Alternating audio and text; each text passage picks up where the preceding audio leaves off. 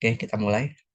Jadi, kalau pembahasan di hukum termodinamika, kalau di TPB gitu ya, itu nggak terlalu banyak. Jadi kita cuma bahas hukum pertama termodinamika sama hukum kedua termodinamika. Dinamika, ya. Terus bagian dari hukum kedua termodinamikanya pun nggak terlalu dalam, nggak sampai bahas-bahas tentang entropi dan lain-lain. Jadi di hukum satunya, di hukum pertamanya, nanti kita bakal bahas tentang ini tentang kekekalan energi. Kekekalan energi kekekalan energi yang lebih general gitu ya perumusannya. Kalau yang di apa energi kalau yang di gerak di prinsip gerak gitu kan ya, kita udah belajar kekekalan energi juga. Tapi itu kekekalan energi mekanik. Jadi lebih spesifik cuma energi mekanik doang. Kalau di termodinamika kita lebih general kekekalan energinya secara umum. Habis itu kita belajar tentang yang namanya siklus. Siklus.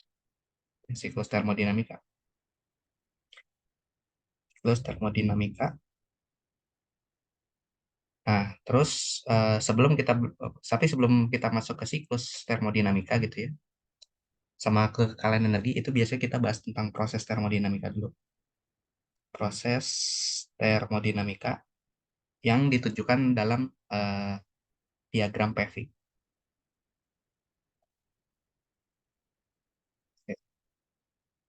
Nah, itu hukum satu termodinamikanya.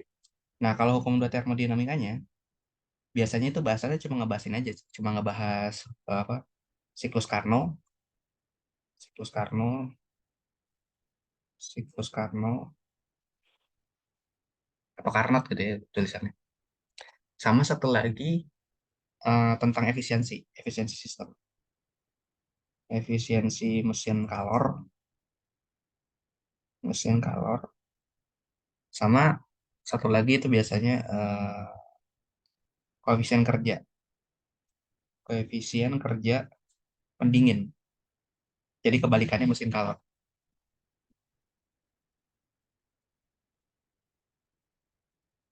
ya gitu ya. Nah, jadi cuma 6 konsep ini aja sih yang nanti bakal dipelajari di termodinamika dan ini merupakan apa sih namanya? Kebanyakan ya mainan rumus sama ngebaca diagram aja. Gitu. Jadi kita nggak bakal mainan analisis yang terlalu rumit kayak sebelum UTS gitu, mainan gaya-gaya dan sebagainya. Gitu. Nah, pertama kita masuk dulu ke proses-proses termodinamika. Gitu ya. Di termodinamika, besaran yang kita ukur nanti biasanya itu ada tiga. Yaitu ada Q yang kita sebut dengan kalor gitu ya. Kalor, terus ada juga W gitu ya, yang kita sebut dengan kerja atau usaha. Terus ada juga U atau delta U gitu ya, yang kita sebut dengan perubahan energi dalam. Perubahan energi dalam. Nah, kalor ini menyatakan energi yang ditransfer sama suatu sistem. Jadi kalau dari satu sistem ke sistem lain dia ngasih energi gitu, nah itu biasanya dalam wujud kalor. Ini perpindahan energi atau perpindahan panas gitu ya. Jadi energi yang ditransfer dalam bentuk panas. Nah, kalau kerja itu adalah ketika suatu sistem tadi dia melakukan kerja gitu, melakukan kerja atau kan atau melakukan usaha. Kayak contoh misalkan ketika kita mendorong suatu balok, itu artinya sama aja kayak kita melakukan kerja ke balok tersebut. Atau kalau balok yang ngedorong kita berarti balok yang melakukan kerja ke kita gitu. Nah, yang harus kita lihat nanti si kerja ini nilainya bisa positif bisa negatif. Dia bisa positif, bisa negatif. Nah, ini konvensinya beda-beda, terutama antara kimia sama fisika gitu ya. Nah, tapi gini, kalau di fisika yang kita lihat itu adalah eh, sistemnya. Oke, yang dilihat adalah sistemnya. Kalau yang dilihat adalah sistemnya, maksudnya gimana? Maksudnya gini, misalkan kita punya balok, maka si main karakter dari persoalan kita itu adalah si balok ini. Dia yang kita perhatikan. Ini yang diperhatikan. Nah, artinya, apa sih namanya? Ketika si balok ini dia bergerak karena dirinya sendiri, balok yang itu melakukan kerja, balok itu, misalkan di sini ada orang gitu ya.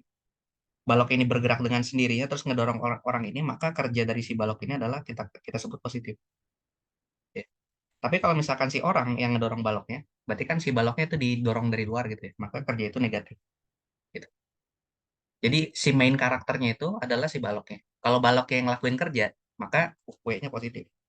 Tapi kalau balok yang dikenain kerja dia didorong gitu ya, maka W-nya negatif. Atau misalkan kita ganti sudut pandangnya kayak dalam piston gitu ya. Piston. Ini kita punya piston di dalam suatu tabung. Nah, terus pistonnya ini ditekan. Ketika pistonnya ini ditekan, nanti dia bakal turun kan? Bakal turun, sehingga nanti volumenya berkurang. Volumenya berkurang sebesar delta V. Nah, ketika piston ditekan dari luar, kayak gini, ditekan dari luar, artinya si piston itu nanti diberikan kerja. Karena kenapa? Karena si pistonnya itu yang ditekan. Dia ditekan sama orang gitu dari luar. Jadi si pistonnya ini adalah sistemnya. Karena si piston itu adalah sistemnya, dia adalah main karakter yang harus kita perhatiin. Oke. Nah, ketika si pistonnya itu ditekan, maka volumenya kan berkurang, maka nanti si piston itu bakal merasakan kerja yang negatif. Itu. Nah, berarti kalau dia volumenya berkurang, dia terkompresi sistem. Tapi kebalikannya, gimana kalau sekarang pistonnya yang ngedorong? Jadi pistonnya itu mengembang. Tadinya misalkan segini ukurannya, si pistonnya terus pistonnya itu naik, mengembang dia, ekspansi. Ekspansi itu artinya delta V-nya positif. Delta V-nya yang positif, volumenya bertambah, maka nanti kerjanya juga bakal bernilai positif juga. Kalau apa? Kalau misalkan volumenya bertambah, artinya kan si pistonnya itu naik ya. Dia mendorong naik. Kalau dia mendorong naik, artinya si pistonnya itu yang melakukan kerja. Makanya nilai delta W-nya kita sebut positif. Oke. Kayak gitu ya. Cara ngebedain W-nya positif atau negatif. Jadi kita lihat si sistemnya. Ya, dia ngelakuin kerja atau dia dikenakan kerja. Oke. Nah, terus kalor, Ki. Kalor itu nggak selalu MC delta T persamaannya. Yang jelas, kalor itu adalah energi yang ditransfer dalam bentuk panas dari satu sistem ke sistem lain. Dan dia nggak selalu MC delta T persamaannya. Nah, tapi intinya gini, si sistem itu kan nanti bakal menerima panas atau menerima energi, atau bisa juga dia mengeluarkan energi, mengeluarkan panas. Gitu. Nah, kapan si Ki-nya itu bernilai positif, kapan dia bernilai negatif? Nah, kalor, Ki itu bakal bernilai positif kalau sistemnya menerima energi. Menerima energi atau menerima panas gitu ya. Jadi kayak misalkan si balok ini kita panasin gitu pakai hair dryer atau pakai kompor gitu. Ya berarti si balok ini menerima panas kan ya. Nanti dia bakal positif nilai Q-nya. Tapi kalau misalkan si sistemnya itu melepas panas, maka nilai Q-nya itu negatif. Sistem melepas panas gitu ya. Nilai Q-nya jadi negatif. Jadi si baloknya itu tadinya panas nih. Terus pas kita diemin jadi dingin dia. Nah itu berarti dia sebenarnya melepas kalor. Temperaturnya turun. Nah itu maka kita bilang si Q-nya itu memiliki nilai negatif. Nah kalau delta U, perubahan energi dalam, ini biasanya langsung terkait dengan apa sih namanya, perubahan temperatur dari si sistemnya, gitu ya. Dia terkait berbanding lurus gitu ya dengan perubahan nggak berbanding lurus juga sih, directly related atau terkait secara langsung dengan delta T. Kadang berbanding lurus, kadang berbanding dengan suatu bilangan lain gitu. Tapi yang jelas dia berbanding, sebanding dengan delta T. Artinya apa? Kalau misalkan delta T-nya naik, delta T-nya positif, maka delta U-nya juga positif. Kalau temperatur sistemnya naik, maka perubahan energi dalam sistemnya juga nanti bakal positif. Energi dalam itu bisa kita bayangin itu kayak kayak apa ya? Energi dalam itu sebenarnya energi kinetik. Energi kinetik dari seluruh penyusun sistemnya ditotalin gitu ya. Yang di bagian teori kinetik gas, kita kan udah belajar ya. Kalau misalkan sistem gas contohnya, itu terdiri dari banyak banget partikel di dalamnya kan. Bukan cuma satu partikel tapi ada banyak. Gitu. Terus tiap partikel ini dia bergerak kan, bergerak dengan acak. Yang satu ada yang gerak ke sana, yang ini gerak ke sini, yang sana gerak ke sana gitu ya. Dan seterusnya. Gasnya itu nggak bisa diem, selalu bergerak dengan gerakan yang random. atau kita sebutnya Brownian motion. Nah, karena partikel itu bergerak, kalau dia bergerak artinya dia punya energi kinetik kan ya. Kan energi kinetik itu energi yang dimiliki ketika dia bergerak. Satu partikel ini dia punya energi kinetik. Yang ini misalkan partikel satu dia punya energi kinetik EK1 setengah M V kuadrat. Terus ini misalkan partikel 2 dia juga punya energi kinetik setengah M V2 kuadrat. Gitu juga partikel 3 dan seterusnya. Ada banyak banget partikel. Sejumlah bilangan Avogadro partikel 10 pangkat 23. Kayak gitu.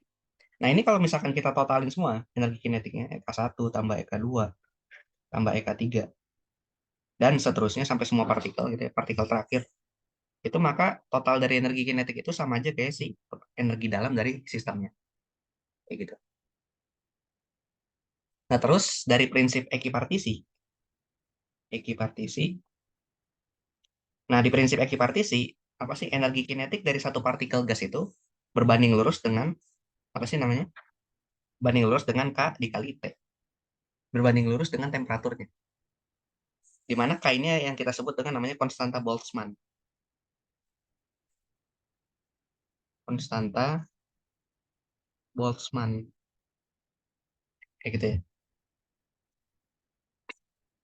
Jadi, karena dari prinsip ekipartisi ini, energi kinetik satu partikel itu bergantung sama temperatur, maka otomatis jumlah dari semua energi kinetiknya, atau yang kita sebut dengan energi dalam, itu pasti juga nanti bergantung dengan temperatur juga. Kayak gitu. Oke. Makanya ketika temperaturnya berubah, otomatis energi, apa sih namanya? Energi dalamnya juga berubah. Dan berubahnya berbanding lurus. Kalau temperaturnya naik, energi dalamnya juga naik. Jadi positif dia perubahannya, delta U. Tapi kalau misalkan temperaturnya turun, maka energi dalamnya juga bakal turun. Delta U-nya bakal bernilai negatif. Kayak gitu. Nah, gitu ya, cara nentuin tiga besaran utama termodinamika, Q, W, dan delta U gitu. Positif atau negatif. Oke. Sampai sini ada pertanyaan lu nggak? Nggak ada, Kak. Nggak ada. Nggak ada. Oke, kita lanjut dulu ya. Nah, terus di proses termodinamika, gitu ya, proses termodinamika, kalau di TPB itu yang dipelajari ada 4 proses biasanya. Proses yang pertama itu proses isotermal, yang kedua itu ada proses isobarik, gitu ya. Yang ketiga itu ada proses apa lagi namanya? Isokorik, gitu ya. Atau isovolume gitu. Ada yang bilang. Sama yang terakhir apa? Lagi. Oh, Adia, oh, adiabatik. adiabatik. Oke. Nah, biasanya di TPB cuma 4 ini aja prosesnya dipelajari gitu. Selain proses ini ada lagi nggak? Ada. Gitu, tapi jarang dibahas. Nah, proses termodinamika itu adalah si sistemnya tadi kan kita bisa bisa otak-atik gitu. Kayak contoh si tabung yang tadi isinya gas gitu. Isinya gas atau fluida atau air gitu ya. Terus dikasih piston di atasnya. Ini kan bisa dimain-mainin. Dimain-mainin itu dalam apa? Bisa dimainin itu adalah bisa kita ubah-ubah tekanannya atau volumenya atau juga temperaturnya. Nah, proses termodinamika tuh menjelaskan kalau kita mainin apa sih tekanan, volume sama temperatur nanti gimana perubahan dari energi-energinya tadi. Ketika kita ubah tiga variabel ini, P, V, dan T, gimana perubahan dari nanti si Q, W, sama delta U-nya. Kayak gitu. Nah, pada proses isotermal,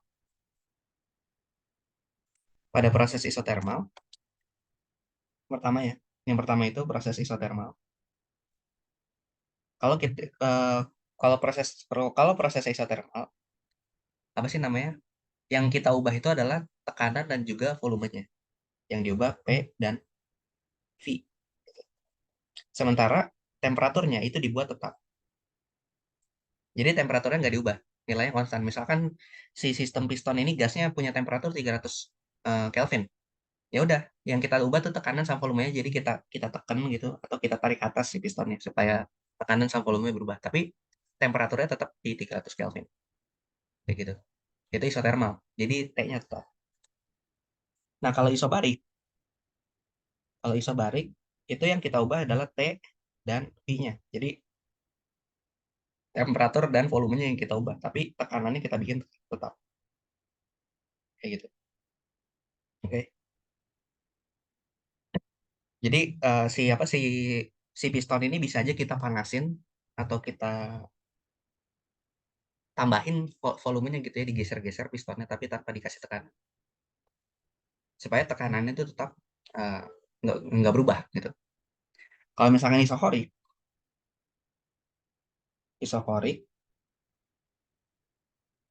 Nah, kalau isokorik itu yang kita lihat adalah volumenya tetap. Jadi ntar P dan T-nya berubah. Mengubah. Oke. Nah, jadi P dan T-nya diubah, tapi volumenya tetap. Gitu ya. Jadi kita bisa tekan si pistonnya gitu, tapi pas ditekan tuh gasnya aja di dalam yang ditekan. Tanpa bikin si pistonnya ini bisa naik turun gitu. Pistonnya tetap diam di sini tanpa dia naik turun. Jadi volumenya tetap. Sama bisa aja pistonnya kita panasin. Gitu ya. Nah, terus proses yang terakhir itu adalah proses adiabatik. Nah, kalau adiabatik ini agak beda. Kalau adiabatik kita bisa ubah semuanya. P, Q, sorry. P, V, sama T itu bisa kita ubah. Tekanan, volume, sama temperatur itu bisa kita ubah. Tapi dia nggak boleh ada perubahan kalor. Jadi kalornya itu harus sama dengan nol. Jadi nggak boleh ada kalor yang keluar dari sistem ini, atau nggak boleh ada kalor yang masuk. Pas kita tekan, pas kita naikin temperaturnya, pas kita ubah volumenya gitu, dia nggak boleh ada energi yang lepas dari sana. Jadi Q-nya sama dengan nol. Nah, biasanya yang langsung kita hitung dari perubahan-perubahan ini itu adalah kerja yang dilakukan atau diterima oleh sistem. Jadi dari semua variabel ini, dari semua proses ini yang kita hitung itu adalah W-nya. Gitu. Apa yang dihitung adalah W-nya? Nah, karena W itu terkait dengan langsung terkait dengan variabel P dan juga variabel V. Gitu. Selain W, kita juga ngitung U-nya. Gitu ya. Nah, kalau kerja, kerja pada sistem gas, atau usaha pada sistem gas, itu bisa kita tuliskan di bentuknya kayak gini. W sama dengan P dikali delta V. Gitu. Kan kalau misalkan dulu kita belajar kayak balok didorong, berapa kerja yang dilakukan atau usaha yang dilakukan. Itu ngitungnya adalah W sama dengan F delta X gitu kan. Nah, ini kalau misalkan kerjanya itu dalam bentuk kerja di mana suatu benda tegar atau benda atau partikel gitu mengalami perpindahan gitu ya. Kerja akibat perpindahan. Ya, akibat perpindahan gitu ya. Nah, sementara kalau yang ini, W sama dengan P delta V itu spesifik. Dia kerja yang digunakan untuk menghitung eh, perubahan dari sistem suatu gas. Gitu ya. Gas atau fluida. Jadi kalau pakai fluida juga bisa sih sebenarnya. Jadi W sama dengan P delta V. Gitu. Nah, tapi W sama dengan P delta V ini cuma bisa dipakai kalau misalkan P-nya tetap. P-nya tetap. Gimana kalau misalkan P-nya berubah-berubah? Kalau misalkan P-nya berubah-berubah. Kalau misalkan P-nya berubah-berubah, maka kita ngitung W-nya itu adalah menggunakan integral. Integral P dV.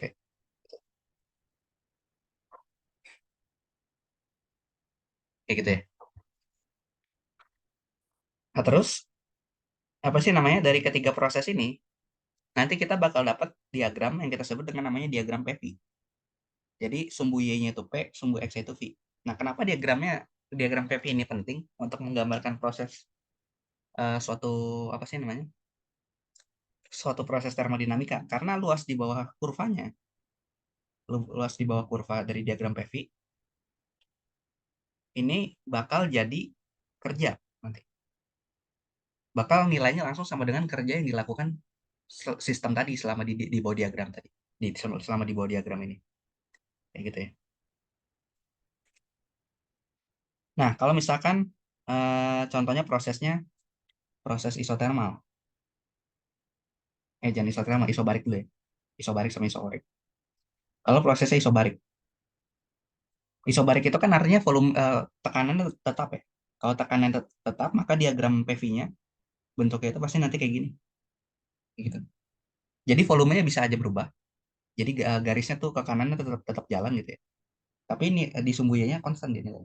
Misalkan pada P1 atau bisa juga kayak gini pada P2. Jadi volumenya berubah terus, tapi tekanannya tetap kalau nggak di P1 aja di P2 aja. Nah, ini diagram PV untuk kasus isobarik. Nah, kalau kita hitung luas di bawah kurvanya, ini kita pakai 1P aja. Yang ini gitu ya. Maka kan sama aja luas di bawah kurvanya itu tinggal P dikali sama delta V. V-nya itu dari V1 sampai ke V2. Kayak gitu ya. Itu kalau prosesnya isobarik. Nah, gimana kalau misalkan sekarang prosesnya itu adalah isokorik? Nah, kalau prosesnya isokorik, dia itu grafiknya kebalikannya dari isobarik. Jadi kalau isokorik kan yang tetap itu adalah volume. Jadi nanti grafiknya itu kayak cuma tegak lurus ke atas aja kayak gini. Pada V1 atau tegak lurus ke bawah pada ke atas pada V2. Kayak gini. Artinya nggak ada perubahan volume di sana. Nah, jadi tekanannya bisa aja berubah-berubah-berubah, tapi V-nya tuh selalu konstan. Kalau nggak di V1 ya di V2 aja. Nah, karena V-nya selalu konstan, nggak ada perubahan nilai V dari V1 ke V2 kayak gini. Maka nanti usahanya pada kasus isokorik itu adalah W-nya sama dengan nol, selalu nol. Gitu. Jadi nggak ada, pasti sistemnya itu nggak melakukan kerja, meskipun tekanannya kita ubah-ubah atau kita main-mainin. Kayak gitu ya. Bentar ya.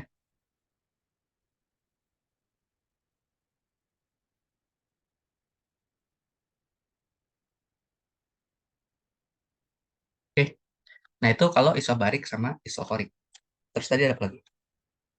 Tadi tuh ada isotermal ya. Nah, kalau di isotermal, P sama V gitu ya. Nah, kalau di isotermal, apa sih namanya? Kita bisa gunakan hubungan hukum apa ya? Gay-Lussac atau Boyle ya, aku lupa namanya. Atau Boyle Gay-Lussac digabung, aku lupa. Pokoknya hubungan ini. PV per T itu sama dengan nilainya konstan gitu ya.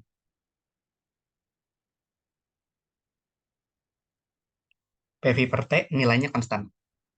Nah, karena PV per T nilainya konstan, pada kasus isotermal, isotermal, kalau isotermal kan T-nya juga konstan ya, jadi bisa kita pindahin ke ruas kanan jadi kayak gini. Jadi PV nilainya konstan gitu.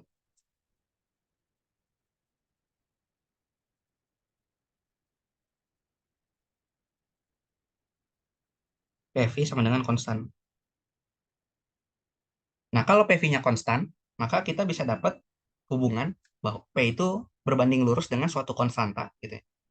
Suatu konstanta dibagi sama nilai V-nya. Artinya hubungan antara P dan V itu adalah berbanding terbalik. Satu per gitu ya. Kalau dia berbanding terbalik, maka si kurvanya itu bentuknya adalah ya kayak kurva satu per X. Satu per X kan kurvanya gini ya, turun gitu. Nah, ini adalah diagram PV. Ya, dari V1 sampai ke V2. Nah, karena dia grafiknya kurvanya miring kayak gini, antara P dan V-nya nggak konstan gitu, maka kita mau nggak mau ngitung W-nya itu harus pakai integral P dV. Kayak gitu. P-nya itu adalah si garis miring, apa?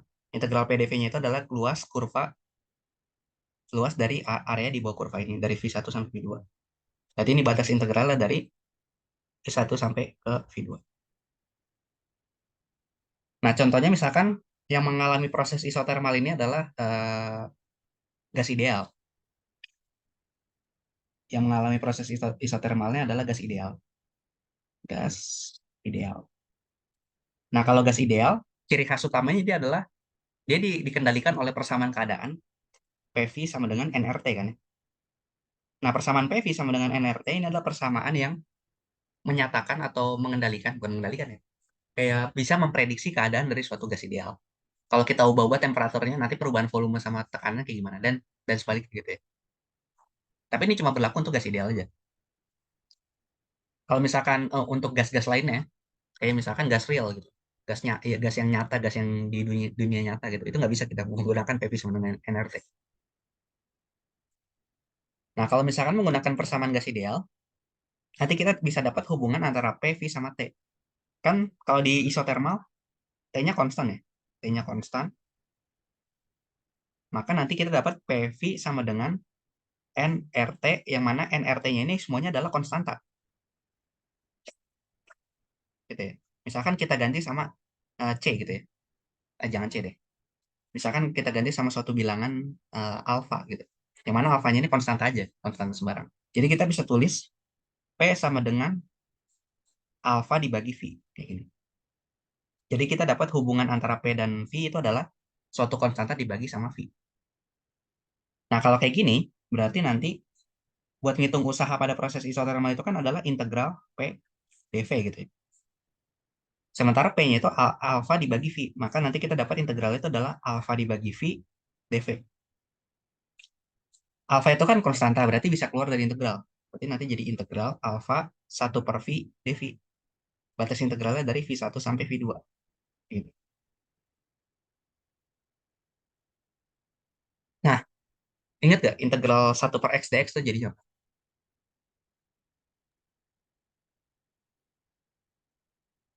Jadi- Jadinya Apa? Yang di kalkulus. Bab terakhir. Udah sampai sana belum materinya? Yang fungsi transenden. udah. Jadinya ln X ya. Oh iya, Logaritma natural dari X. 1 per X dx diintegralin jadi logaritma natural dari X. Ingat, integral 1 per X dx itu adalah ln X plus C. Ya, maka kita gunakan aja ke sini. Ini kan bentuknya juga sama ya, fungsinya 1 per V diintegralin terhadap dV. Maka untuk kasus, apa sih namanya?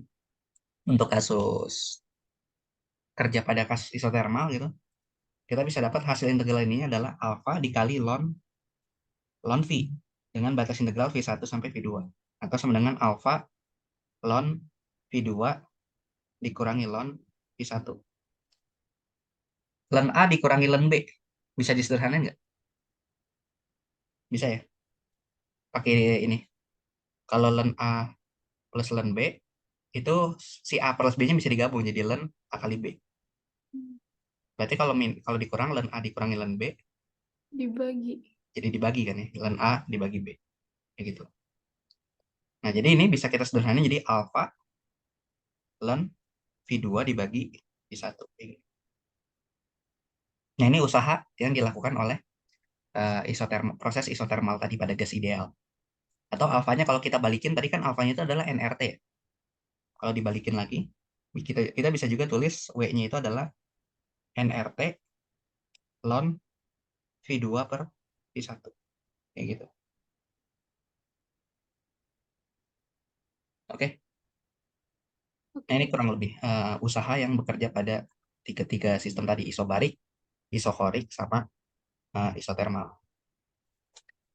Nah, kalau di adiabatik gimana?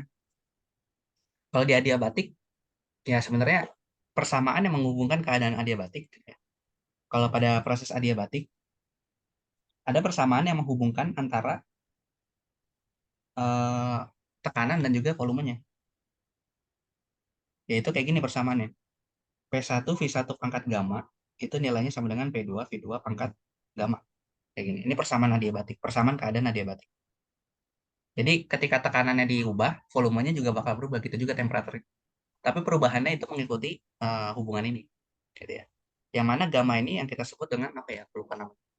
Ya konstanta keadaan gitu ya. Konstanta keadaan yang dia nilainya Cv per Cv atau Cv per Cv ya? Aku lupa. Cv per Cv ya, kalau nggak salah. Adiabatic constant. Tak, aku cek dulu. Cp per Cv. Iya, Cp per Cv bener.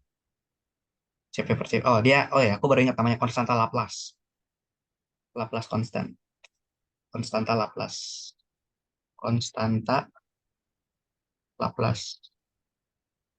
Yang didefinisikan itu adalah CP dibagi CV. Nah, CP ini yang kita sebut dengan namanya kalor jenis pada keadaan isobarik. Pada keadaan tekanannya konstan. Konstan. Maksudnya kalor jenis pada keadaan P konstan gimana? Kan di bab sebelumnya udah belajar ya di teori kinetik gas. Kalau misalkan kalor yang bekerja pada sistem, entah itu gas, entah itu padatan gitu, itu berbanding lurus sama kalor jenisnya dikali dengan delta T kan. Mm-mm. Nah, ada juga yang nulisnya MC delta T kayak gitu.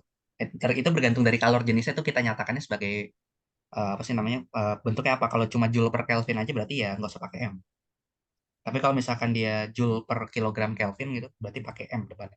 Jadi dilihat dari si kalor jenis itu satuannya apa. Tapi dia kalor jenis itu menyatakan kayak gini. Kalau misalkan kita kita kasih kalor suatu benda gitu ya, kita kasih panas, nanti perubahan temperaturnya kayak gimana? Dia bakal tambah panas seberapa cepat gitu. Nah, itu kalor jenis. Nah, kalau CP itu kalor jenis pada keadaan P konstan. Maksudnya bendanya itu kita panasin waktu tekanannya konstan. Nanti perubahan temperaturnya kayak gimana? Kalau kalau dia kita panasinnya dalam tekanan konstan gitu. Kalau misalkan CV ini adalah kalor jenis pada keadaan kalor jenis pada keadaan volumenya yang konstan. Jadi bendanya kita panasin tuh waktu volumenya itu nggak boleh berubah. Waktu volumenya konstan. Kalau misalkan kita panasin tapi volumenya konstan kita nggak boleh berubah, maka nanti perubahan temperaturnya kayak gimana? Gitu. Nah, itu dihubungkan sama persamaan ini. Nah, kayak gitu. Nah, jadi untuk proses adiabatik dia agak agak ribet emang. Jadi pakai konstanta Laplace, gamma sama dengan CP dibagi CV. Nah, terus buat ngitung kerjanya gimana ya? Sama, kita gunakan W ini lagi. Perumusan W sama dengan integral P dV gitu. Ini kalau mau ngitung secara langsung, ngitung directly dari persamaan keadaannya. Tapi aku nggak nyaranin ngitung dari sini. Nah, aku nyaraninnya kalau kamu ketemu proses adiabatik itu ngitungnya adalah menggunakan hukum satu termodinamika yang bakal aku jelasin habis ini. Jadi alternatifnya selain ngitung pakai ini tuh adalah menggunakan hukum satu termodinamika. Daripada langsung dari sini tuh ntar ngintegralnya susah. Kayak gitu ya. Nah, sampai sini ada pertanyaan lu nggak? Enggak, Kak, udah aman. Aman. Oke. Nah, hukum satu termodinamika itu bentuknya itu adalah kayak gini ya. Hukum satu termo. Dia itu pada dasarnya adalah kekekalan energi. Termodinamika. Nah, dia bentuk kekekalan energi adalah Q gitu ya, sama dengan delta U ditambah sama W. Kayak gini. Jadi ketika kita ngasih kalor, nanti apa sih namanya energi dalam sistemnya berubah dan juga bisa jadi kerja pada sistemnya juga berubah atau sebaliknya kita ngasih kerja gitu terus nanti energi dalamnya juga kita ubah nanti maka dia bakal bisa melepas atau menerima kalor. Ya pokoknya cara ngebacanya bisa dibolak-balik gitu ya. Tapi yang jelas ini hukum satu termodinamika itu menghubungkan transfer energi antar sistem. Ini kenapa? Bentar, salah pencet aku. Nah ini, dia menghubungkan transfer energi antar sistem Q-nya dengan energi yang ada pada sistem itu sendiri. Delta U tambah W itu kan energi yang ada pada sistem. Kayak gitu. Nah ini hukum satu termodinamika. Yang pada dasarnya ini juga kekekalan energi, tapi lebih umum aja. Energi yang dinyatakan dalam kalor Q transfer antar sistem gitu ya. Delta U itu energi kinetik total dari sistemnya, W itu bisa kita ganti juga kan sama energi potensial kalau misalkan ada potensial di sistemnya. Nah, kayak gitu ya. Nah, kalau misalkan menggunakan hukum satu termodinamika buat ngitung proses adiabatik.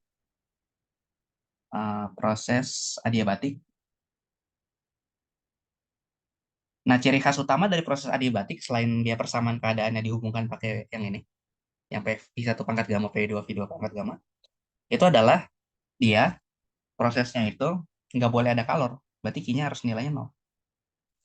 Kalau Q-nya 0, maka kita langsung dapat nih, ternyata delta U-nya sama dengan minus W.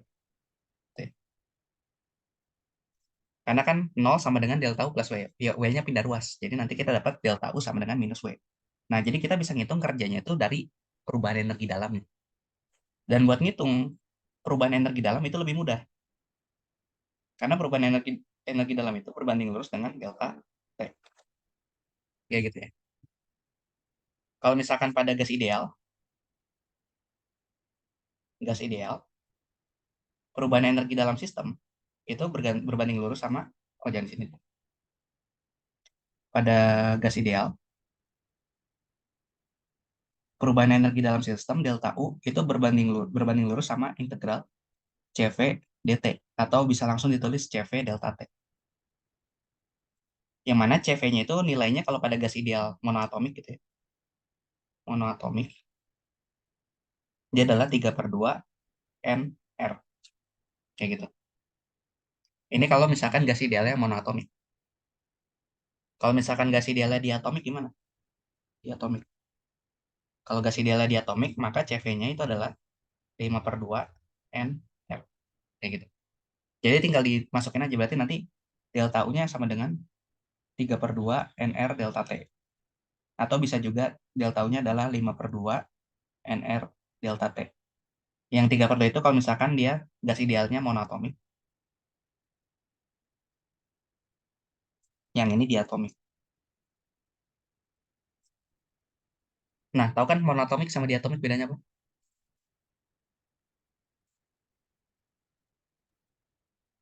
Awalnya sebenarnya udah Hmm. diajarin cuma aku lupa. Kalau monoatomik itu si gasnya itu molekulnya itu cuma, bukan molekul, ya molekulnya cuma satu atom. Bahkan dia nggak bentuk molekul gitu ya. Kayak contoh hidrogen, sorry, hidrogen diatomik. Apa ya monoatomik? Oh, ini gas-gas mulia. Gas mulia kayak neon gitu ya. Kayak neon itu gasnya ya cuma satu atom neon aja terbang-terbangan. Jadi kayak rumus kimianya cuma Ne gitu aja. Yang stabilnya gitu ya. Kalau di dalam bentuk gas. Tapi kalau misalkan di atomik, ketika dia dalam bentuk gas, dia stabilnya itu adalah membentuk ikatan dua atom. Jadi ntar kita punya gas hidrogen H2 atau enggak oksigen O2 gitu. Terus apa lagi? Eh ya, yang ada dua-duanya inilah ya. Nah, itu adalah gas diatomik. Jadi di alam, ketika dia dalam bentuk gas, dia lebih stabil ketika dia membentuk ikatan dengan atom lainnya. Sebanyak dua biji gitu ya. Nah, tapi kalau gas mulia kayak gini ya, dia lebih lebih lebih stabil dalam bentuk sendiri, neon. Kayak gitu. Nah, itu monoatomik sama diatomik. Jadi kita nggak bisa menemukan di alam kayak misalkan H1 biji doang gitu. Bukan nggak bisa ya, tapi jarang banget. Dia nggak stabil soalnya. Kalau dalam bentuk gas. Oksigen juga sama, kita nggak bisa jarang nemu oksigen dalam bentuk satu biji O doang. Jadi pasti dalam bentuk O2. Nah, oke. Nah, ini pada kasus gas ideal. Jadi kalau misalkan kita bisa ngitung delta U-nya pakai ini, 3/2 NRT atau 5/2 NR delta T gitu ya. Bergantung dia, kita lihat dulu soalnya dia diatomik atau monoatom. Maka kita langsung dapat kan apa proses dari adiabatik kuenya berapa. Ya tinggal diminusin aja. Kayak gitu. Oke. Nah, terus kalau satu lagi, nah ini kan kalau proses hukum satu termodinamika pada proses adiabatik ya. Nah, gimana kalau pada proses ini? Pada proses isotermal. Kalau pada proses isotermal itu kan tadi T-nya harus konstan ya. T-nya konstan.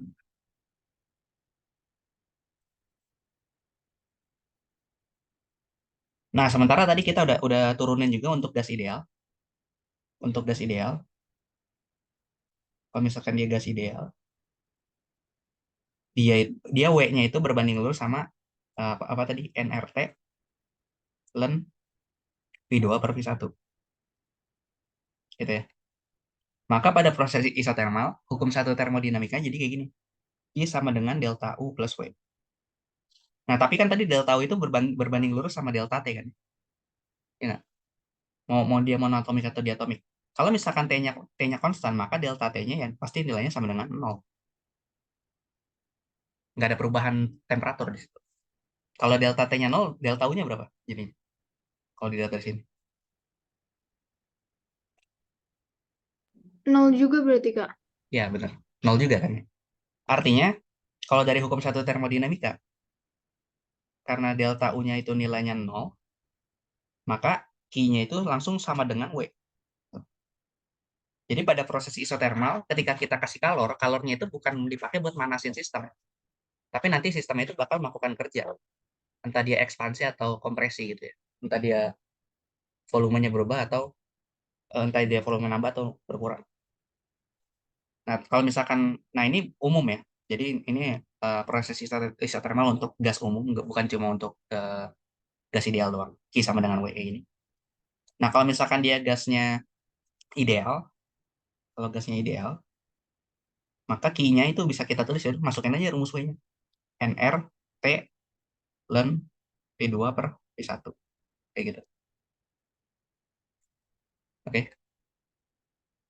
Nah, ini proses isotermal. Nah, gimana dengan proses isobarik? Nah, pada proses isobarik, P gitu ya, P-nya konstan. Tadi kita udah hitung bahwa W-nya itu nilainya adalah P delta V. Gitu kan ya. Maka kalau kita masukin ke hukum satu termodinamikanya, kita dapat Q sama dengan delta U plus W. Maka Q-nya sama dengan W-nya kita ganti. Delta U plus P delta V. Kayak gitu. Nah, kalau misalkan yang kita tinjau sekarang adalah gas ideal, gas ideal itu kan kita bisa gunakan persamaan keadaannya untuk gas ideal PV sama dengan nRT. Maka P delta V ini bisa kita tulis juga sebagai kayak gini. P delta V itu sama dengan NR delta T. Gitu ya.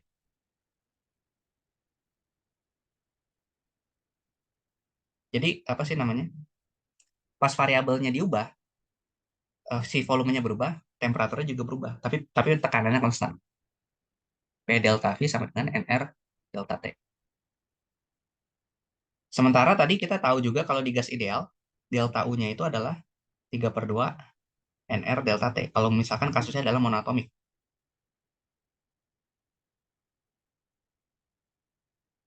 Jadi nanti kalau kita substitusi dua-duanya ke sini, kita dapat Q sama dengan 3/2 NR delta T ditambah NR delta T untuk kasus gas ideal. Atau nanti kita bakal dapat Q-nya itu adalah 5/2 NR delta T. Nah, jadi kalor pada gas ideal, kalau kasusnya pada kasusnya P-nya konstan, dia ternyata nilainya adalah 5/2 NR delta T. Kalau gas idealnya monoatomik. Nah, dari sini tuh kelihatan hubungan antara Cp dan Cv itu apa?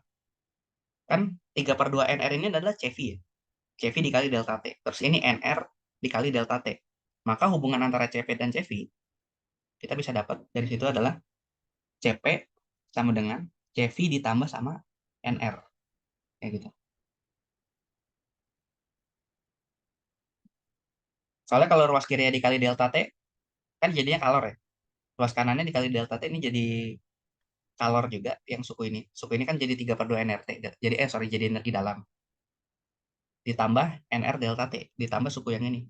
Totalnya jadi 5/2 nRT. Kayak gitu. Jadi bakal nambah satu variabel apa ordernya. Nah, berarti kalau di atomik gimana? Kalau di atomik kan CV-nya 5/2 ya. Maka nanti Q-nya jadi 5/2 ditambah satu.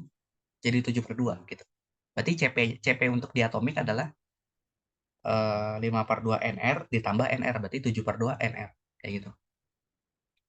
Oke. Kebayang nggak? Kebayang, Kak. Tapi aku mau nanya sesuatu boleh nggak, Kak? Ya, boleh. Aku kirim fotonya aja kali ya. Ya, boleh, boleh.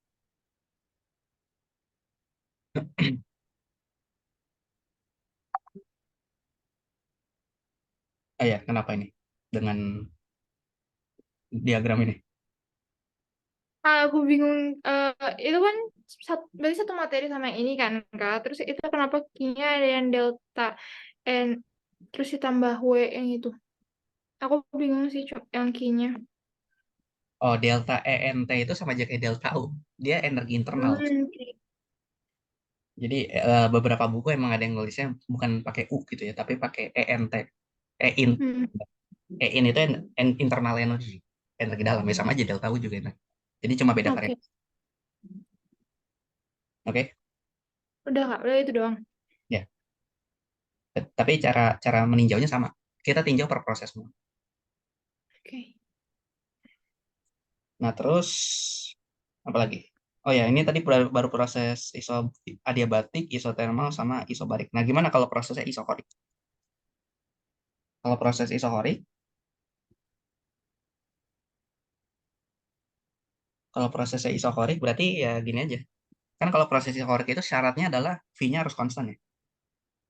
V-nya konstan. Kalau V-nya konstan tadi kita udah dapetin W-nya nilainya sama dengan nol pasti. Nggak ada ekspansi atau kompresi di sana. Hmm. Kalau W-nya nol berarti kalau kita masukin ke hukum termodinamikanya Q sama dengan delta U plus W, maka nanti kita dapat Q-nya ya udah sama dengan delta U aja. Jadi ketika kita kasih kalor, maka yang berubah adalah temperatur dari sistemnya. Kalau kalornya dilepas gitu atau dibuang, ya nanti temperatur sistemnya turun. Kayak gitu ya. Nah, ini isokorik. Oke. Nah, ya udah sampai sini hukum satu termodinamika. Jadi bagaimana cara kita memahami proses yang bekerja pada suatu sistem, entah itu dia gas ideal, entah itu bukan gas ideal, dan juga gimana cara menentukan konvensi plus minus dari Q delta U plus W, dan juga gimana caranya kita menerapkan hukum satu termodinamika pada proses-proses yang berbeda tadi. Kayak gitu. Mungkin contoh soal dulu ya. Enggak, kalau di soal yang kamu kirim ada nggak ya? Soal yang aku kirim sebentar. Oh ada ya, yang Yang nomor nomor 4. 4. Mm, aku copy dulu. Yang ini ya.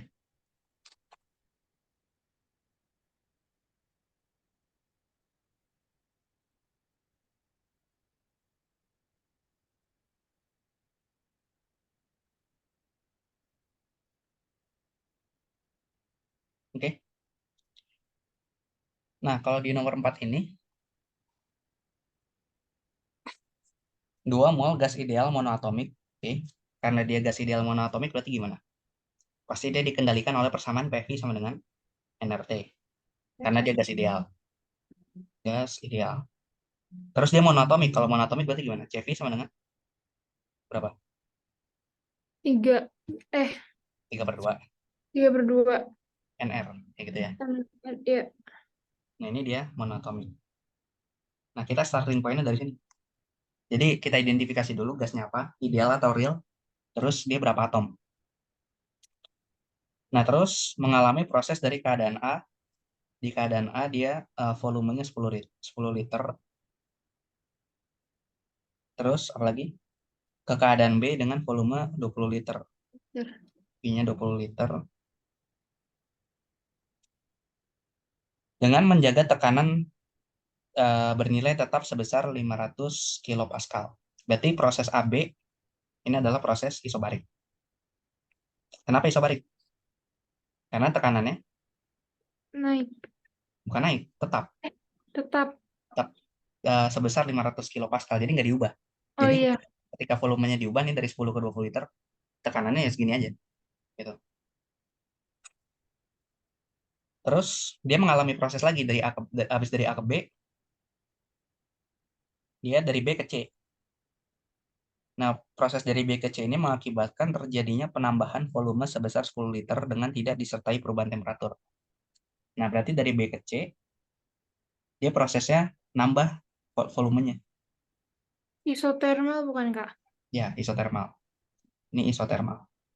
Karena tidak ada perubahan temperatur ya, berarti delta T-nya berapa? Del- Ya kan ya? Terus proses kemudian berlanjut dari C ke D dengan volume tetap. Oke. Kalau C ke D volume tetap berarti gimana? Prosesnya apa? Delta V-nya del- 0. Tetap berarti isohorik. isokorik.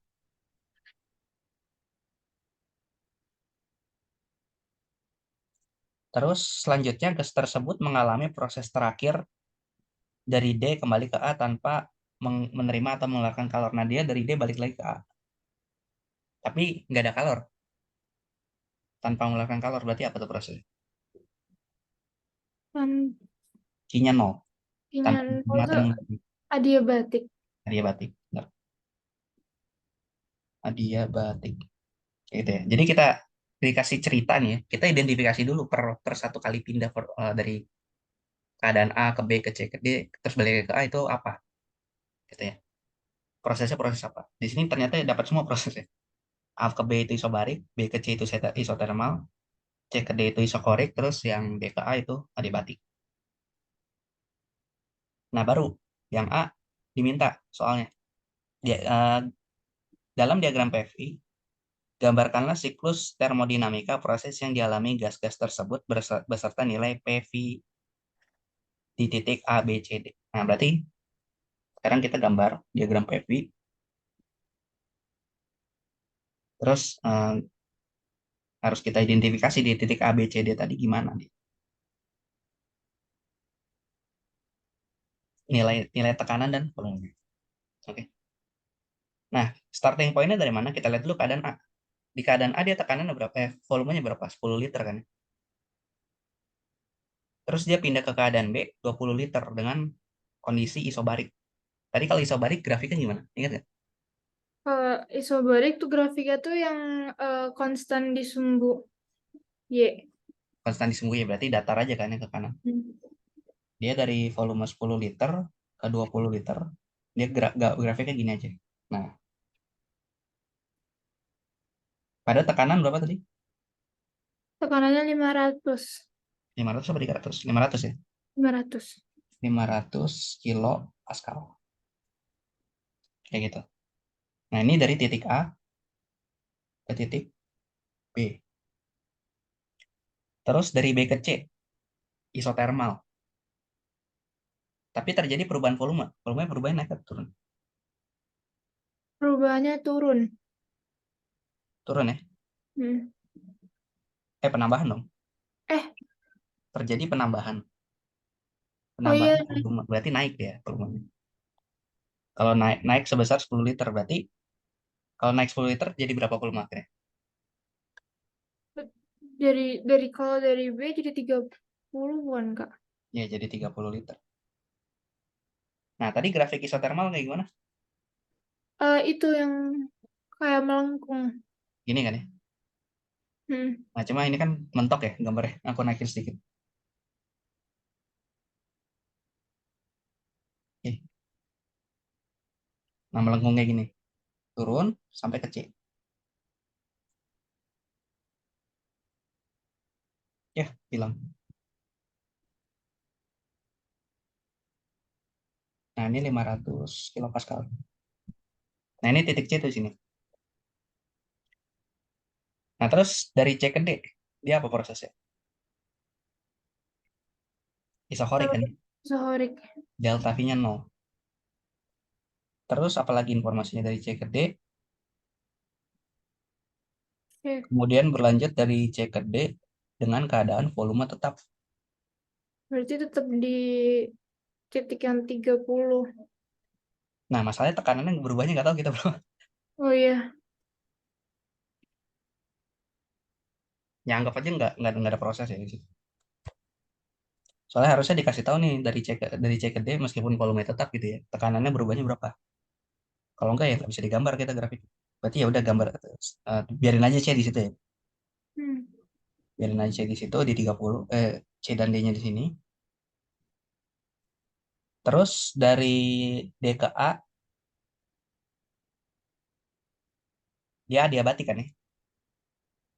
Nah, kalau adiabatik itu sebenarnya dia bentuk grafiknya itu mirip-mirip sama isotermal. Kan kalau isotermal dia kayak gini ya. Kalau isotermal dia kayak gini.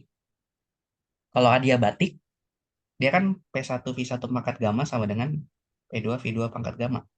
Atau kita bisa bikin P1V1 pangkat gamma itu sama dengan suatu konstanta. Artinya, kita nanti bisa dapat P-nya itu hubungan sama V-nya adalah suatu konstanta dibagi V pangkat gamma. Jadi mirip-mirip sama isotermal. Isotermal kan tadi konstanta dibagi V aja kan. Tapi kalau sekarang adiabatik, itu konstanta dibagi V, tapi V-nya pangkat gamma. Nah, gammanya ini bisa berapa aja nilai. Artinya nanti grafiknya itu bentuknya mirip-mirip juga. Dia juga bentuknya adalah melengkung ke bawah. Tapi kecuraman lengkungannya itu yang bisa bisa berubah-berubah, bergantung sama nilai gammanya. Kayak dia bisa aja grafiknya tuh lengkungnya segini doang. Bisa juga melengkungnya tajam banget kayak gini. Bisa juga lebih landai kayak gini. Bisa juga kayak gini. Kayak gitu. Ini bergantung dari nilai gammanya berapa. Kayak gitu ya. Nah, oke. Nah, kalau untuk gas ideal, gas ideal monoatomik, gamanya itu bisa kita cari. Gamma itu kan tadi definisinya adalah Cp dibagi Cv. Sementara kalau gas ideal monoatomik kita tahu Cv-nya kan. Cv-nya adalah 3/2 NR. Nah, sementara Cp tadi hubungannya sama Cv adalah kan Cv ditambah NR, ya nggak? Berarti kalau monoatomik jadinya 5/2 5/2 NR NR. atasnya. Dibagi 3/2 NR. Jadinya berapa? 5 per, Jadinya 5/3 kan ya? mm, NR-nya kecoret, 2-nya kecoret. Nah, ini nilai gamma, nilai konstanta Laplace untuk gas ideal monoatomik. Gitu. Nah, tapi bentuk grafiknya ya tetap melengkung juga kayak gini. Nah, jadinya dari D ke A, dia grafiknya kita gambar melengkung juga. Kayak gitu. Jadi kayak ya udah kita hubungkan aja.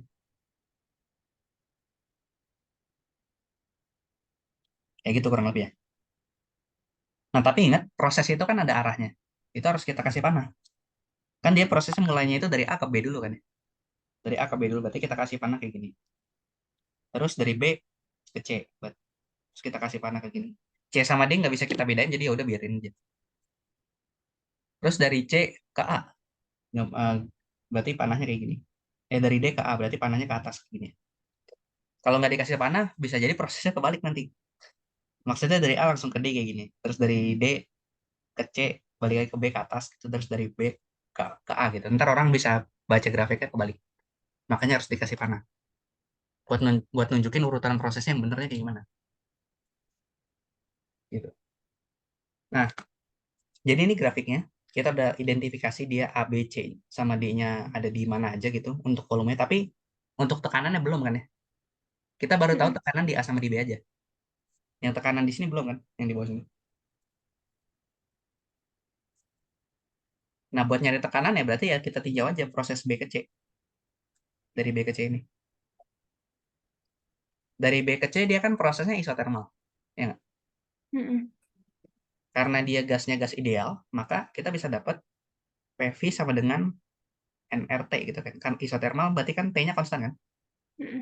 Berarti yang ruas kanan ini jadi konstanta Oh, kan? ya konstanta. Kalau dia jadi konstanta, kita bisa bikin persamaannya jadi P1V1 sama dengan P2 V2. Kedua. Kayak gitu. Nah, P1-nya itu kita ambil di titik B, V1-nya juga B, P2-nya itu di C, V2-nya juga di C. Nah, kita kan tahu dari B ke C dia perubahan volumenya berapa. Maka ya udah tinggal kita cari aja PC itu adalah PB VB dibagi VC.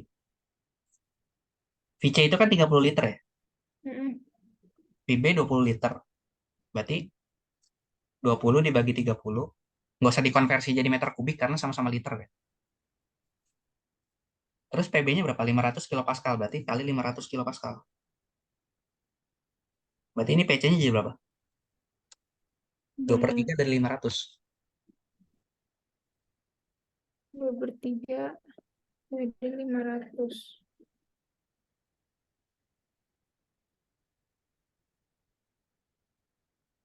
Sekitar Sekitar 300. 133. 333 ya. 333,3 kilo Pascal. Gitu. Nah ya udah berarti yang di bawah sini di titik C sama D dia 333 kilo Pascal gitu ya. Oke. Hmm. Jadi kilopaskalnya ditaruhnya di atas ini. Nah, kayak gitu. Nah, itu yang A-nya. Terus yang B-nya. Tentukan pada proses mana kalor masuk dan pada proses mana kalor keluar. Serta hitunglah berapa besar kalor tersebut. Nah, kira-kira kalornya masuk di mana? Sama keluar di mana? Kalau dari D ke A otomatis nggak bisa kita lihat ya, karena dia adiabatik. Q-nya 0. Berarti nggak ada yang masuk, nggak ada yang keluar dari D ke A. Nah, kalau dari A ke B ke C, kira-kira yang mana yang masuk, yang mana yang keluar?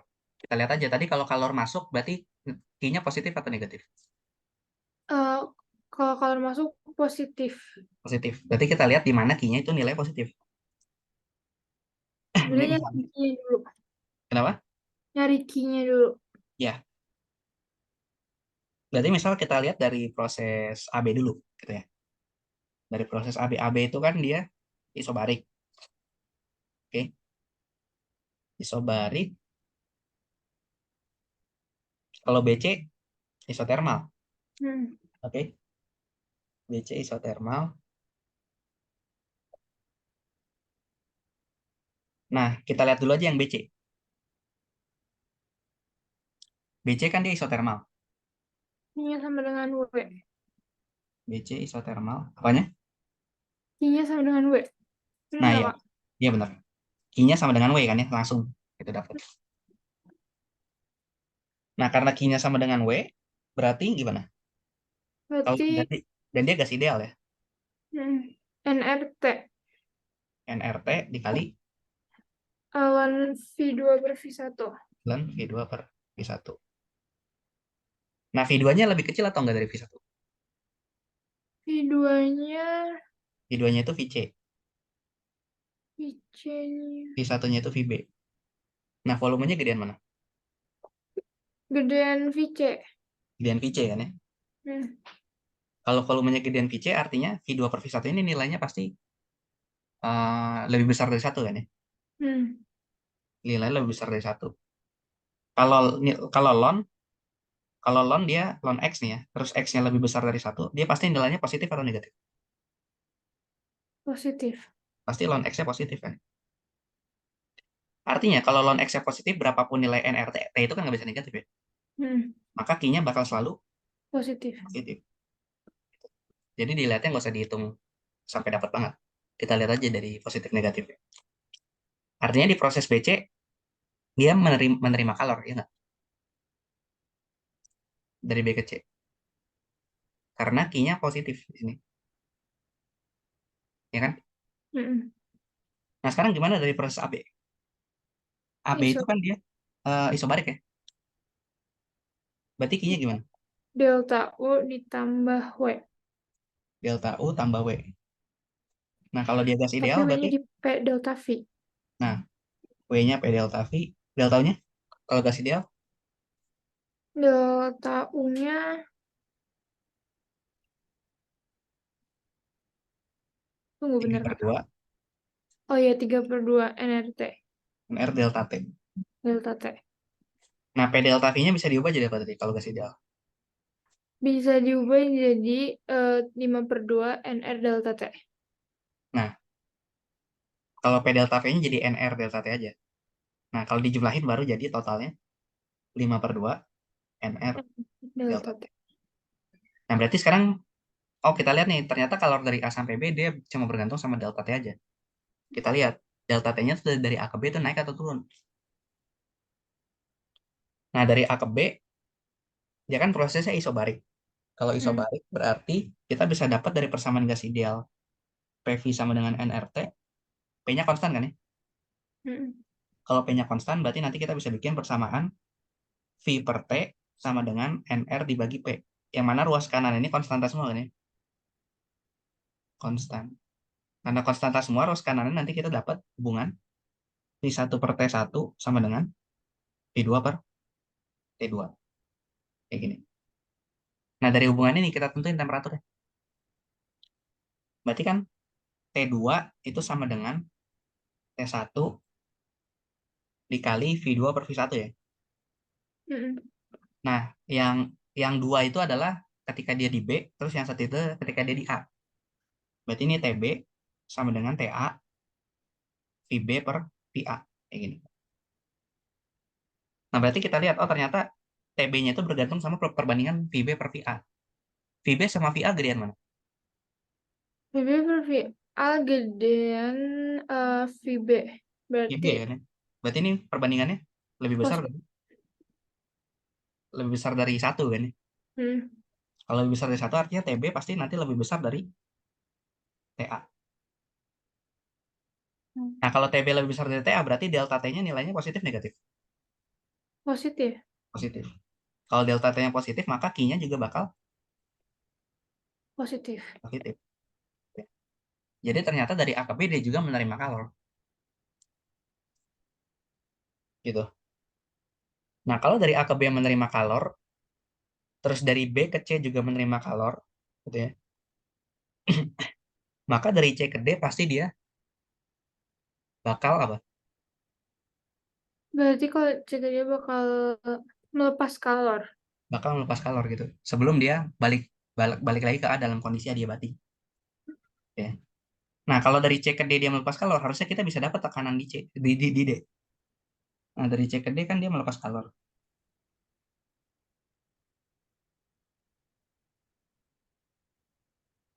Sementara C ke D tadi prosesnya apa? Adiabatik. C ke D. C ke D. Isokorik ya. Ya isohorik. Isokorik. Kalau prosesnya isokorik berarti Q-nya sama dengan Delta U. delta U. Gitu ya, perubahan temperaturnya. Nggak bisa, dia nggak bisa dapat tekanan. Ya nggak bisa dapat tekanan ternyata. Tetap. Soalnya kita nggak tahu juga kan T-nya berapa. Hmm. Temperaturnya nggak dikasih tahu di soalnya. Ya udah berarti tetap nggak bisa dapat. Oke. Oke. Berarti biarin aja gambar kayak gitu. Jadi C ke D-nya tuh melepas kalor ya? Ya, berarti ini nilainya pasti Negatif. negatif kan ya. Berarti nanti delta U-nya pasti temperaturnya juga turun deh. Delta U-nya negatif, maka delta T-nya juga negatif. Temperaturnya turun. Nih. Delta U negatif, maka delta T-nya juga negatif. Kayak gitu ya. Hmm. Nah, terus kalau yang C-nya tentukan efisiensi siklus tersebut. Bisa dihitung nggak ya? Apa bisa dihitung ya? Kayaknya bisa dihitung semuanya. T-nya juga bisa dihitung. Oh ya, bisa dihitung deh semuanya. Kan kita tahu molnya ya. Kita tahu dia ada 2 mol gasnya. Berarti N-nya sama dengan 2 mol. Kalau kita tahu molnya berapa, harusnya kita bisa ngitung semua variabel sisanya. T-nya juga bisa dapat. Berarti kita bisa dapat nih temperatur di B sama di C sama di D. Dan pokoknya di semua titik bisa dapat. Karena buat ngitung efisiensi, yang C gitu ya, itu butuh buat ngitung ya variabel lain ya, T-nya juga perlu dapat. Nah, berarti buat ngitung temperaturnya, karena dia gas ideal, sebanyak 2 mol gitu, berarti kita gunakan aja persamaan gas ideal. PV sama dengan nRT. Kayak gini. Nah, kita hitung, kan tadi kita pengen nyari temperatur di titik C gitu ya, biar dapat di titik D berapa gitu temperaturnya. Oke.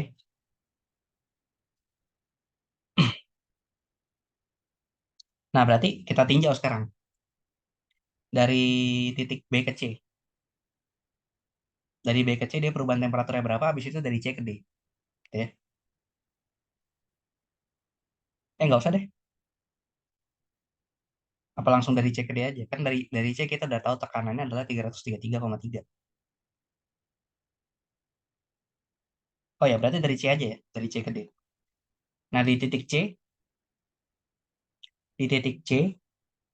dia kan punya tekanan adalah besarnya tadi ini ya, 333,33 kilopascal.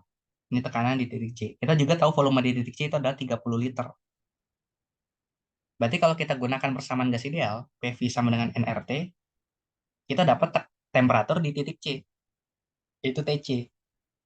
TC adalah PC VC dibagi N kali R, di mana N itu adalah 2 mol, sementara R-nya itu adalah konstanta gas ideal. Aku lupa nilai berapa. 8,31 sekian lah ya. Tapi itu kalau satunya Joule per mol Kelvin kalau nggak salah. Ya, Joule per mol Kelvin. Yang 0,8 itu apa, Kak? Kalau 0,8 gitu-gitu, aku lupa satuannya. Tapi intinya dia sama-sama konstanta gas ideal. Cuma beda beda di satuannya gitu loh. Jadi kayak dikonversi gitu. Cuma aku lupa kalau yang 0,8 sekian itu dia satuannya apa. Tapi kalau yang Joule per mol Kelvin dia ini 8,31. Oh, yang 0,082 ternyata ATM per mol. Oh, pakai atmosfer deh berarti ya. Ya. Apa Jadi tadi? biasanya pakai yang 0,0822 0,22. Itu ATM per per mol kali K. per mol Kelvin gitu ya. Nah, Kenapa tadi pertanyaan kamu? kalau di fisika biasanya pakai yang atas atau yang bawah, Kak? Yang atas. Yang Yang atas ya. bawah, yang bawah ini lebih sering dipakai di kimia soalnya. Iya. Gitu. Dan aku lebih suka pakai yang atas juga karena dia udah dalam satuan SI semua kan, ya. Kan satuannya energi joule gitu. Terus bawahnya mol mol juga SI gitu, Kelvin juga SI. Jadi satuannya satuan internasional semua. Oke. Jadi aku lebih suka pakai yang 8,31 ini. 8,31 atau 8,13 ya lupa aku. Ya pokoknya cek lagi lah ya. Pokoknya depannya 8. Nah, tapi intinya kan kita tahu molnya berapa. Kalau kita tahu molnya berapa, terus kita tahu konstanta gas ideal, ini kan konstanta aja ya. Kita bisa dapat nih TC-nya berapa dari sini. Tinggal kita masukin angkanya. PC-nya kan udah ada ya, kilopascal. PC-nya udah ada. Kalau misalkan kamu menggunakan R-nya yang Joule per mol Kelvin, maka yang Pascal ini jadiin Pascal dulu. Berarti dikali 10 pangkat 3 Pascal. Dikali 10 pangkat 3 Pascal. Terus yang liter dijadiin meter kubik dulu. 1 liter itu kan sama aja kayak 1 desimeter kubik ya. Ya nggak? Iya, Kak. Berarti kalau dijadiin meter kubik itu adalah 10 pangkat min 3. Kayak gitu. Berarti kalau efisiensi itu nyari suhunya, Kak. Nah, kalau efisiensi, nah ini sebenarnya masuk ke hukum kedua termodinamika. Kalau efisiensi, yang kita cari itu adalah ini. Efisiensi itu lambangnya ini ya, eta. Dibacanya eta. Eta. Itu adalah ini. Apa sih namanya? I dibagi W. Jadi kalor yang masuk ke suatu sistem dibagi sama kerja yang dilakukan sama sistem tadi. Kerja sistem. Gitu ya. Nah ini aku jelasin sedikit ya tentang hukum kedua termodinamikanya. Biar sekalian. Hukum 2 termodinamika. Nah, jadi di home termodinamika itu biasanya kita bahas tentang ini efisiensi dari mesin kalor sama mesin Carnot. Nah, jadi efisiensi itu definisinya adalah kalor yang masuk ke suatu sistem ke mesinnya sama dibagi sama kerja yang dilakukan oleh sistem tadi sama mesinnya. Nah, biasanya gambar itu kayak gini. Ini kita punya sistemnya. Sistem terus ini ada reservoir yang temperaturnya lebih tinggi T1 sama Q1. Nah, terus di bawahnya itu ada reservoir yang temperaturnya lebih rendah dan kalornya juga lebih rendah. Nah, jadi kalor yang tinggi itu ngalir ke sistem, sebagiannya itu dikonversi jadi kerja. Ya. Jadi dikonversi jadi W gitu. Terus sebagiannya lagi dibuang ke reservoir yang temperaturnya lebih rendah, ya, sebesar Q2. Gitu ya. Jadi ketika kita sistem ini menerima panas, menerima makanan gitu ya. Sebagian makanan itu kan bisa kita konversi jadi tenaga kan ya, bisa kita pakai buat kerja sehari-hari. Tapi ya sebagiannya juga kebuang. Kayak misalkan kita jadi badan kita panas gitu atau sebagainya macamnya. Jadi nggak semua makanan yang kita makan tuh energi kita ambil gitu. Itu juga buat motor. Misalkan motor kan ada bensin ya. Anggap aja Q1 itu kayak energi yang dikasih sama bensin, sebagian energi ya diubah jadi gerakan motornya. Motornya bisa jalan. Tapi sebagian lagi dibuang gara-gara motornya kan bisa panas. Dan itu energi yang nggak kepake gitu. Nah, efisiensi itu kayak ngebandingin seberapa besar energi yang masuk ini sama kerja yang keluar ini, perbandingan itu seberapa besar. Kayak gitu ya. Jadi ini bisa kita tulis sebagai Q1 dibagi W. Di mana nih Q1 itu lebih besar dari Q2, temperaturnya juga T1 lebih besar dari T2. Nah, terus pada suatu siklus,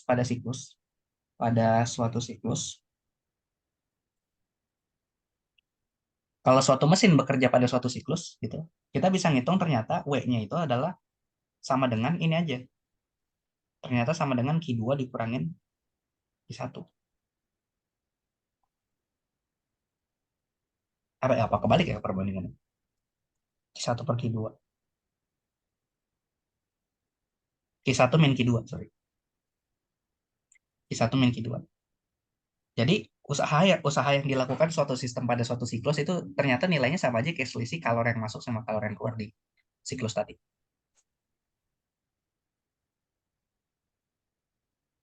Sebentar. Ini kebalik. Sorry, sorry. Ini kebalik definisinya. Bukan Q per W ya, tapi W per Q. Jadi usaha yang dilakukan dibagi sama kalori yang masuk. Atau W dibagi Q1. Ya. Nah, biasanya efisiensi itu nilainya bisa dalam desimal. Jadi antara 0 sampai 1. Gitu. Kalau 0 itu artinya mesinnya nggak efisien banget. Semua energinya kebuang jadi panas gitu. Kalau 1 artinya mesinnya efisien banget. Semua energinya dikonversi jadi kerja. Atau bisa juga dinyatakan dalam persen. Berarti antara 100% sama 0%.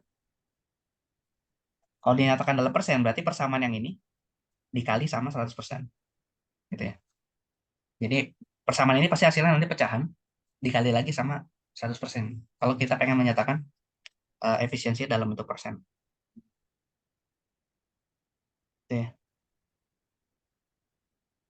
Nah, nah kalau misalkan kita masukin W siklus ini ke dalam persamaan ini, gitu ya, nanti kita dapat efisiensi itu bisa kita nyatakan sebagai Q1 min Q2 dibagi Q1. Atau efisiensi itu adalah 1 dikurangin Q2 per Q1. Gitu ya.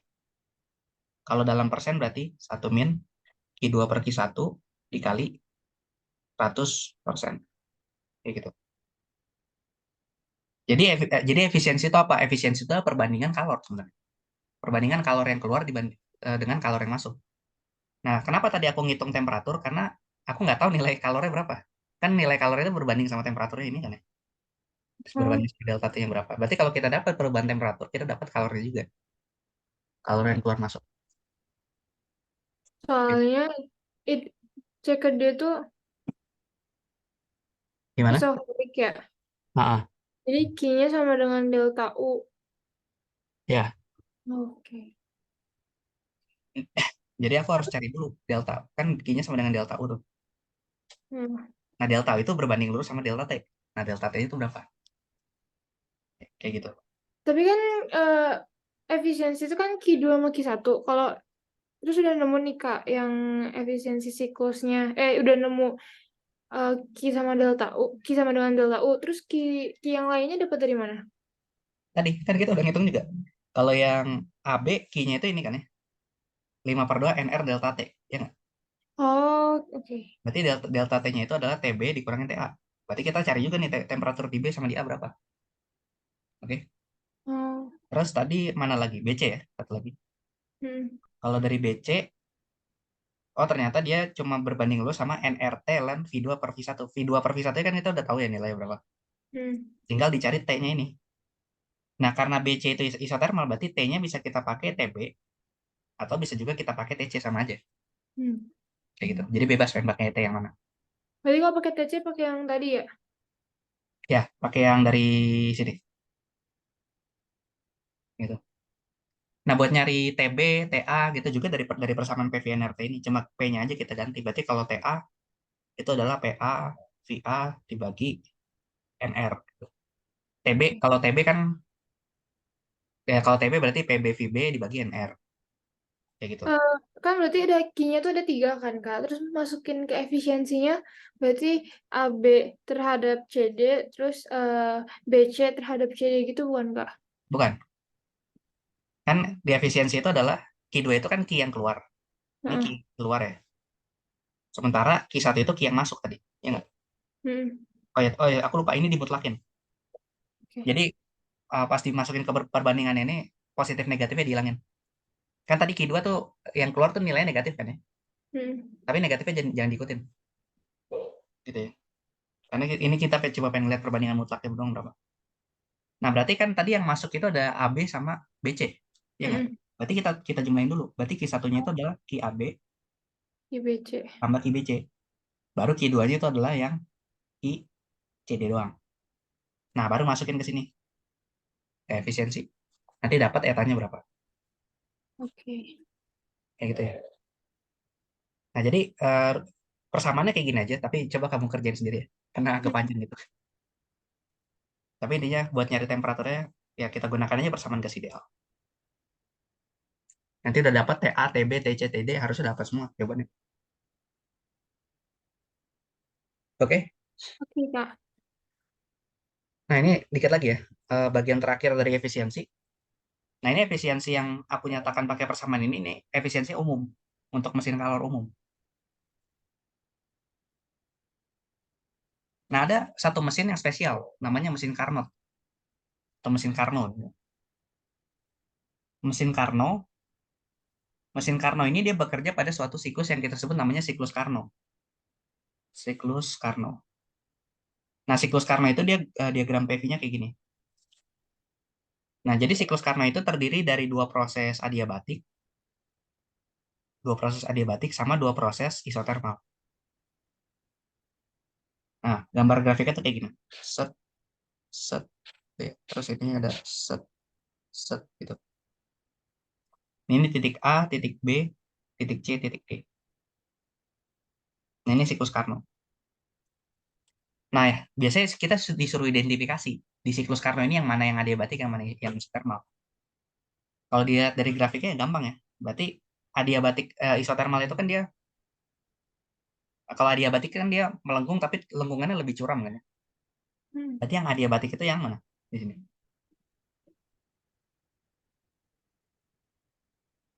Yang melengkung tapi lengkungannya lebih tajam ke bawah. Yang BC. Yang BC sama, karena ada dua, BC dan AD. DA. Oh ya yang DA. Jangan kebalik ya, ada panahnya. Terus kalau yang isotermal, Kalau yang isotermal AB sama AB sama CD.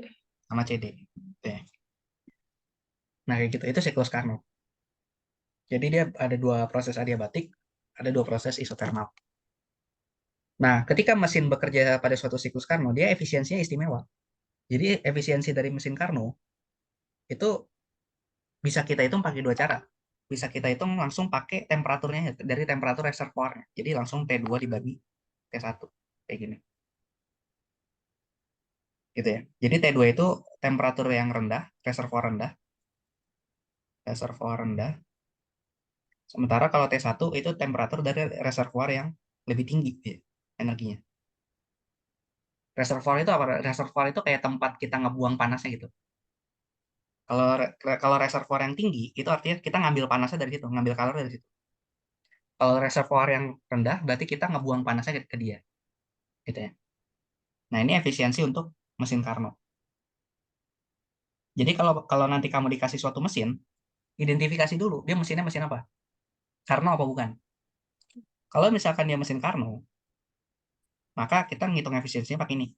Tapi kalau dia mesin kalor biasa, maka kita hitung efisiensi pakai yang persamaan lebih umum, yang ini. Gitu. Nah, sama ketika suatu mesin atau sistem bekerja pada satu siklus, kalau dia beneran udah muter satu siklus, muter dalam satu siklus, ini pasti nanti nilai energi dalamnya pasti bakal jadi nol. Delta U-nya bakal nol. Kalau dia udah beneran balik lagi ke siklusnya, ke kondisi awal. Kayak benda, kayak misalkan dia bergerak nih dari keadaan A ke B, dari B ke C, dari C ke D, terus balik lagi ke A. Itu pasti delta U-nya nilainya sama dengan nol, gitu ya. Delta U itu kan perubahan energi dalam. Kalau misalkan keadaan awal sama keadaan akhirnya berubah, artinya ya energi dalamnya yang awal sama yang akhir itu bakal sama, gitu. Kalau energi dalamnya awal sama akhir sama, maka delta U-nya pasti nol, gitu ya. Ini berlaku bukan cuma di siklus Carnot aja, tapi di semua siklus. Jadi di yang grafik yang tadi, di soal yang tadi, ketika dia bergerak dari A ke B ke C ke D ke A, ini pasti delta U-nya bakal nol lagi untuk satu siklus. Kayak gitu ya. Hmm. Oke? Oke, Kak. Oke. Sampai sini ada pertanyaan lagi? Udah sih, Kak. Paling ntar aku nanya hitungan aku. Oh, yang soal tadi ya. Ya, Pak. Boleh. Ntar apa aku kirimin aja jawabannya lewatnya. Kalau ya, paling aku tulisin. Oh ya, Kak, aku mau nanya yang nomor 1 itu mau konfirmasi aja. Itu pakai hukum Bernoulli kan, Kak? Nomor 1, bentar ya. Lihat dulu. Memerlukan jantung yang kuat, perbedaan antara titik katup nadi. Ya, benar. Pakai Bernoulli aja. Terus udah ketemu deltanya. Terus habis itu Mm-mm. kalau yang B itu kan nyari debit. Kalau debit gimana Kak nyarinya? Debit definisinya apa? Ayo. Bentar. Debit itu, definisinya debit Q ya. Nah, ini kalau konteksnya termodinamika Q itu kalor, tapi kalau konteksnya fluida Q itu adalah debit. Jadi jangan sampai ketukar. Variabelnya emang bisa bisa jadi sama gitu, hurufnya. Yang volume per waktu itu bukan Kak? Ya, delta V dibagi delta T. Ini volume dibagi waktu. Nah, tapi kalau misalkan fluida itu mengalir pada suatu saluran gitu ya, Hmm. pipa atau apa gitu, yang punya luas penampang tertentu, I itu bisa juga kita tulis sebagai A dikali V.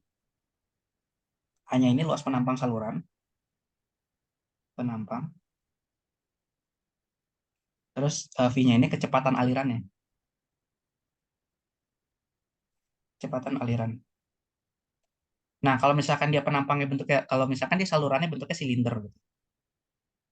Si pembuluh darahnya itu bentuknya silinder, maka luas penampangnya sama aja kayak potongan silinder. Silinder kan penampang penampang lintangnya lingkaran kan ya.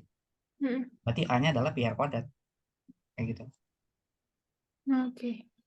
Jadi bisa dihitung dari sini buat nyari debitnya. Nanti tinggal dihubungkan aja persamaan yang ini sama persamaan yang ini. Kalau emang dibutuhkan ya, kayak misalkan kamu ditanya berapa volume yang mengalir, volume darah yang mengalir dalam waktu 1 menit. Ya berarti setelah kamu cari debitnya pakai ini, pakai kecepatan aliran dan juga luas penampang, masukin ke Dikali. sini. Tinggal delta V sama dengan Q dikali delta T. Oke. Kayak gitu ya. Hmm. Oke, Oke Kak. ada lagi?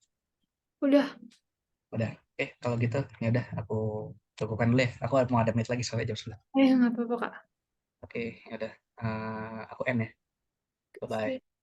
Makasih Kak. Ya.